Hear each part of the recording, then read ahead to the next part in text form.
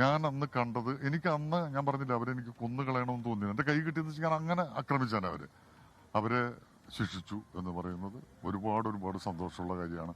അത് ഇപ്പോ വിധി വന്നിരിക്കുന്നത് ശരിയാണോ തെറ്റാണോ എന്ന് പറയാൻ ഞാൻ ആളല്ല. എന്തുകൊണ്ടിട്ടാണ് അങ്ങനെ ഒരു വിധി വന്നതെന്നും എനിക്കറിയില്ല. അതിനുശേഷമാണ് ഒരു നോർത്ത് ഇന്ത്യൻ ഓഫീസർ വന്നു കഴിഞ്ഞപ്പോൾ ഞാൻ അദ്ദേഹത്തിനോടും പറഞ്ഞപ്പോഴാണ് അവനെ വണ്ടിയിൽ കയറ്റി കൊണ്ടുപോയത്. അത് ഞാൻ ചെയ്തൊരു വലിയ കാര്യമാണെന്ന് തന്നെ ഞാൻ വിശ്വസിക്കുന്നു. കാരണം അതിൽ നിന്നായിരുന്നു എല്ലാ കാര്യങ്ങളുടെയും തുടക്കം. അതിനുശേഷം പിന്നെ കോടതിയിലും പ്രോസിക്യൂഷനോടൊക്കെ ഞാൻ എല്ലാ കാര്യങ്ങളും, ഞാനും എൻ്റെ കുടുംബവും എൻ്റെ കുടുംബത്തിലെ എല്ലാ വ്യക്തികളും കൃത്യമായിട്ട് ഒരു ചെറിയ സമയം പോലും തെറ്റാതെ അറിയിച്ചിട്ടുണ്ട്. അന്ന് ആ കുട്ടി വീട്ടിൽ വന്നു കഴിഞ്ഞപ്പോൾ ആദ്യം ബെഹ്റ സാറിനെ ഫോൺ ചെയ്ത് ഇവരെ അറിയിക്കുന്നത് ഞാനാണ്. അല്ലാതെ അത് പി ടി തോമസ് ഒന്നും അല്ല, ഞാനാണ് വിളിച്ചു പറഞ്ഞത്. അതിനൊക്കെ ശേഷമാണ് പി ടി തോമസും കാര്യങ്ങളൊക്കെ വന്നത്. എനിക്കറിയാവുന്ന ഈ കേസിനെ സഹായിക്കുന്ന എനിക്കറിയാവുന്നതൊക്കെ ഞാൻ പറഞ്ഞിട്ടുണ്ട്. ഇനി അതിനും ആ കേസ് മുൻപോട്ട് സുപ്രീം കോടതിയിലേക്ക് പോവുകയാണെങ്കിൽ അപ്പോഴും ഈ രേഖ കൂടി എന്തൊക്കെ എനിക്ക് ചെയ്യാൻ കഴിയുമോ, എനിക്കറിയാവുന്ന കാര്യങ്ങൾ എന്തെങ്കിലും പുതുതായിട്ടുണ്ടെങ്കിൽ അത് ഞാൻ തീർച്ചയായിട്ടും അറിയിച്ചിരിക്കും.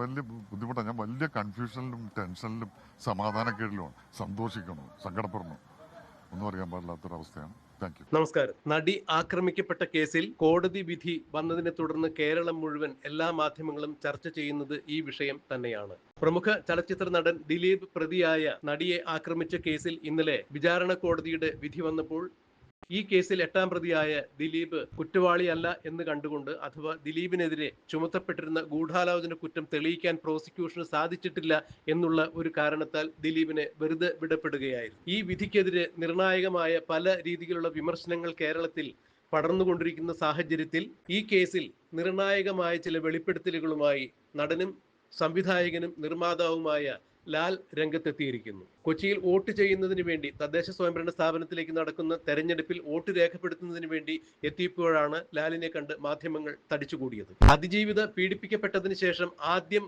ഓടിക്കയറിയത് കൊച്ചിയിലുള്ള ലാലിന്റെ വീട്ടിലേക്ക് തന്നെയായിരുന്നു. ലാലിന്റെ വീട്ടിലെത്തിയ നടി ലാലിനോട് നടന്ന സംഭവങ്ങളെല്ലാം പറയുന്നു. തുടർന്ന് ലാല് അന്ന് DGP ആയിരുന്ന ലോക്നാഥ് ബെഹ്റയെ വിളിച്ചു കാര്യങ്ങൾ പറയുന്നു.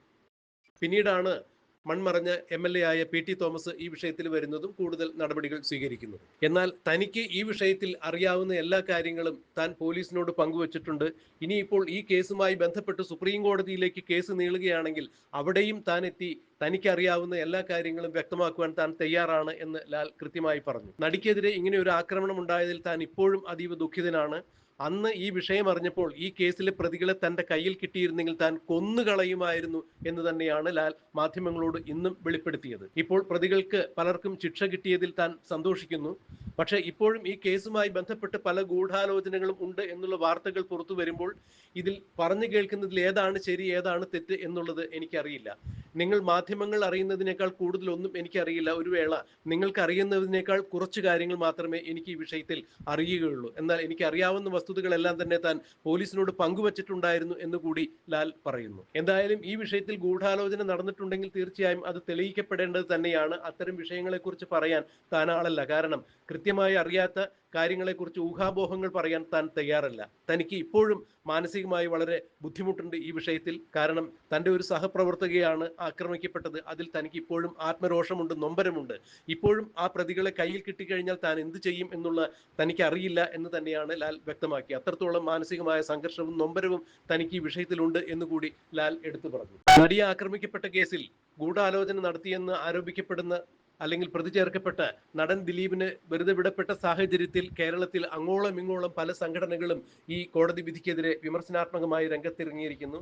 കോടതി വിധി മാനിക്കുന്നതോടൊപ്പം തന്നെ നീതിയുക്തമായ ഒരു വിധിയല്ല ഇത് എന്ന് തന്നെയാണ് പല ഭാഗത്തു നിന്നും പറയപ്പെടുന്നത്. നേരത്തെ എഴുതി തയ്യാറാക്കി വെച്ച ഒരു തിരക്കഥ പോലെയാണ് ഇന്നലെ കോടതിയിൽ ദിലീപിനെ ഒഴിവാക്കിക്കൊണ്ടുള്ള ഈ വിധി വന്നത് എന്നാണ് പലരും പറയുന്നത്. ഞങ്ങൾ അതിജീവിതയ്ക്കൊപ്പം തന്നെയാണ് എന്ന് സർക്കാരും പറയുമ്പോൾ ഈ വിധിക്കെതിരെ സർക്കാർ മേൽക്കോടതിയിൽ അപ്പീൽ പോകും എന്ന് പറയുമ്പോൾ സർക്കാരിനും ഈ വിധിയിൽ അതിർത്തിയുണ്ട് എന്ന് വേണം മനസ്സിലാക്കാൻ. ലാലും ഒരർത്ഥത്തിൽ ഇത് തന്നെയാണ് വ്യക്തമാക്കിയത്. എന്താണ് ഈ കേസിൽ നടന്നിരിക്കുന്നത്, ഏത് തരത്തിലുള്ള ഗൂഢാലോചനയാണ് നടന്നിരിക്കുന്നത് എന്ന് തനിക്കറിയില്ല. എന്നാൽ തനിക്ക് അതിൽ വളരെ മാനസികമായ വിഷമമുണ്ട്. തന്റെ സഹപ്രവർത്തകയായ ഒരു നടിക്ക് ഇത്തരത്തിലൊരു ഒരു അനുഭവം ഉണ്ടായതിൽ തനിക്ക് ഏറെ വിഷമമുണ്ട്. ഈ കേസുമായി ബന്ധപ്പെട്ട് പലരെയും പോലീസിന് ചൂണ്ടിക്കാണിച്ചു കൊടുത്തതും താൻ തന്നെയാണ് എന്ന് ലാൽ വ്യക്തമാക്കിയുണ്ടായി. ലാൽ മാധ്യമങ്ങളോട് നൽകിയ അഭിമുഖത്തിന്റെ പ്രസക്ത ഭാഗങ്ങൾ നമുക്കൊന്ന് കേൾക്കാം. ആ കുട്ടി അന്ന് വീട്ടിലേക്ക് കയറി വന്ന ദിവസം അനുഭവിച്ച വിഷമവും സങ്കടവും പ്രശ്നങ്ങളും ഒക്കെ കേട്ടപ്പോൾ അതിനകത്ത് പ്രതികളായിരുന്ന അന്ന് അവരെല്ലാവരും കൊന്നുകളയണമെന്നാണ് എനിക്ക് ആ സമയത്ത് തോന്നിയത്. പക്ഷെ പിന്നീട് നമ്മൾ സാവകാശം ചിന്തിക്കുമ്പോൾ അവർക്കെല്ലാം കിട്ടാവുന്നതിൻ്റെ മാക്സിമം ശിക്ഷ കിട്ടണം എന്ന് പ്രാർത്ഥിച്ചിരുന്നു. ഇന്നലെ വിധി വന്നു, അവർ ശിക്ഷിക്കപ്പെടുന്നു. അവർക്ക് എത്ര കണ്ടിട്ട് ശിക്ഷ കിട്ടുമെന്ന് എനിക്കറിയില്ല, അതിന്യായം വരണം. എന്താണെങ്കിലും അവർക്ക് ഏറ്റവും വലിയ ശിക്ഷ കിട്ടണം എന്ന് തന്നെയാണ് ഞാൻ ആഗ്രഹിക്കുന്നത്. അതുകൊണ്ട് തന്നെ ആ വിധിയിൽ ഞാൻ സന്തോഷവാനാണ്. പിന്നെ ഈ ഗൂഢാലോചനയുടെ കാര്യത്തിൽ അത് പിന്നീട് ഉയർന്നു വന്നൊരു പ്രശ്നമാണ്, അതിനെ കണ്ടെത്തിയൊരു പ്രശ്നമാണ്. സത്യം പറഞ്ഞു കഴിഞ്ഞാൽ അതേക്കുറിച്ച് നിങ്ങൾക്കറിയാവുന്നതിനപ്പുറം എന്നേക്കാൾ കൂടുതൽ നിങ്ങൾക്ക് ഓരോരുത്തർക്കും അറിയാം, നിങ്ങളെക്കാൾ കൂടുതൽ പോലീസ് ഓഫീസേഴ്സിന് അറിയാം, കോടതിക്കറിയാം, വക്കീലന്മാർക്കറിയാം, എല്ലാവർക്കും അറിയാം. അതിനേക്കാളൊക്കെ ഏറ്റവും കുറവ് അറിയാവുന്ന ഒരാളാണ് ഞാൻ. അപ്പോൾ ഞാൻ അതിനെക്കുറിച്ചൊരു അഭിപ്രായം പറയുന്നതിനകത്ത് അർത്ഥമില്ലാന്ന് തോന്നുന്നു. കാരണം പൂർണ്ണമായിട്ട് അറിയാത്തൊരു കാര്യത്തെപ്പറ്റി അഭിപ്രായം പറയരുത് എന്ന് വിശ്വസിക്കുന്ന ഒരാളാണ് ഞാൻ. ഈ കേസിനെ സംബന്ധിച്ചിടത്തോളം എൻ്റെ വശത്തു നിന്നുള്ള കോൺട്രിബ്യൂഷൻ, ഈ കേസ് തെളിയിക്കാൻ വേണ്ടിയിട്ട് എൻ്റെ വശത്തു നിന്ന കോൺട്രിബ്യൂഷൻ എന്തൊക്കെയാണോ അതൊക്കെ ഞാൻ ചെയ്തിട്ടുണ്ടെന്ന് തന്നെയാണ് ഞാൻ വിശ്വസിക്കുന്നത്. അന്ന് ആ കുട്ടി വീട്ടിൽ വന്നു കഴിഞ്ഞപ്പോൾ ആദ്യം ബെഹ്റ സാറിനെ ഫോൺ ചെയ്ത് ഇവരെ അറിയിക്കുന്നത് ഞാനാണ്. അല്ലാതെ അത് പി ടി തോമസ് ഒന്നും അല്ല, ഞാനാണ് വിളിച്ചു പറഞ്ഞത്. അതിനൊക്കെ ശേഷമാണ് പി ടി തോമസും കാര്യങ്ങളൊക്കെ വന്നത്. അതുപോലെ തന്നെ ഇടയ്ക്കപ്പോഴോ പി ടി തോമസ് സാറ് ഈ മാർട്ടിൻ എന്ന് പറയുന്ന ഡ്രൈവറെ എത്രയും പെട്ടെന്ന് ആശുപത്രിയിൽ എത്തിക്കണം, അവന് നല്ല പെയിനുണ്ട്, അല്ലെങ്കിൽ കുഴപ്പമാണെന്ന് പറഞ്ഞപ്പോൾ ഞാൻ അദ്ദേഹത്തിനോട് പറഞ്ഞത് നിൽക്കട്ടെ, എനിക്ക് അവന് സംശയമുണ്ട്, എന്തോ അവൻ്റെ അഭിനയം ശരിയല്ല, ഞാൻ നടനായതുകൊണ്ടാണ് എന്താണെന്ന് അറിയില്ല, അഭിനയം ശരിയല്ല എന്ന് എനിക്ക് തോന്നുന്നു എന്ന് ഞാൻ പറയുകയുണ്ടായി.